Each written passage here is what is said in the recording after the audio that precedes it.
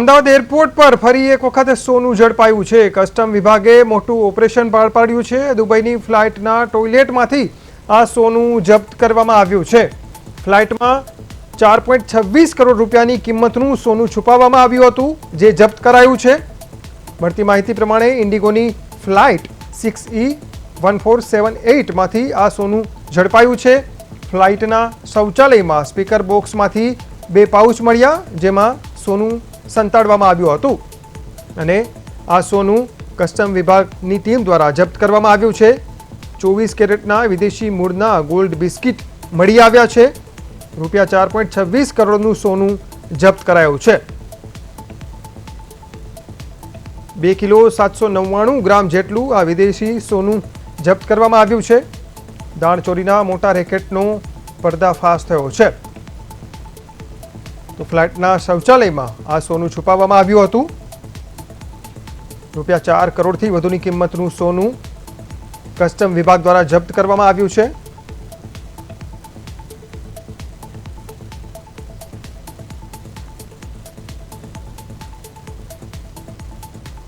શૌચાલયના સ્પીકરમાં આ પાઉચમાં સોનું સંતાડવામાં આવ્યું હતું અને કસ્ટમ વિભાગ દ્વારા આ સોનું જપ્ત કરાયું છે, જેની કિંમત 4.26 કરોડ રૂપિયા જેટલી થઈ રહી છે।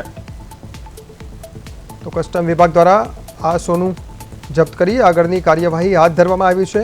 આ અંગે વધુ વાત કરીએ અમારા સંવાદદાતા સ્મિત ઉપાધ્યાય સાથે। સ્મિત, 4.26 કરોડનું સોનું જપ્ત કરવામાં આવ્યું છે, શું છે વધુ વિગત? જી સચિન, વાત કરીએ તો અમદાવાદ એરપોર્ટ ઉપર 4 કરોડથી પણ વધારે જે છે તે કિંમતનું સોનું ઝડપવામાં આવ્યું છે। સાંજે 7:30 થી 6:30 વચ્ચે જે છે તે ફ્લાઇટમાંથી 4.26 કરોડનું સોનું જપ્ત કરવામાં આવ્યું છે। દુબઈથી આવેલી ઇન્ડિગો ફ્લાઇટમાં 6E1478 માંથી જે કસ્ટમની જે મોટામાં મોટી કાર્યવાહી જે છે કરવામાં આવી છે। વિમાનના શૌચાલય જે છે તેના સ્પીકર જે હોય તે બોક્સમાંથી 2 ગુપ્ત પાઉચ મળી આવ્યા છે।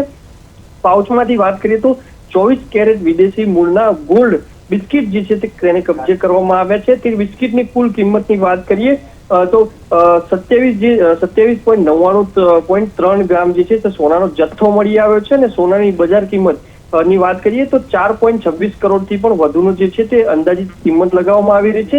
એક વ્યક્તિ જે છે તે માલિકીનો દાવો કરવા આગળ ન આવતાનું હોવાનું સામે આવતા જે છે તે સોનું જપ્ત કરવામાં આવ્યું છે।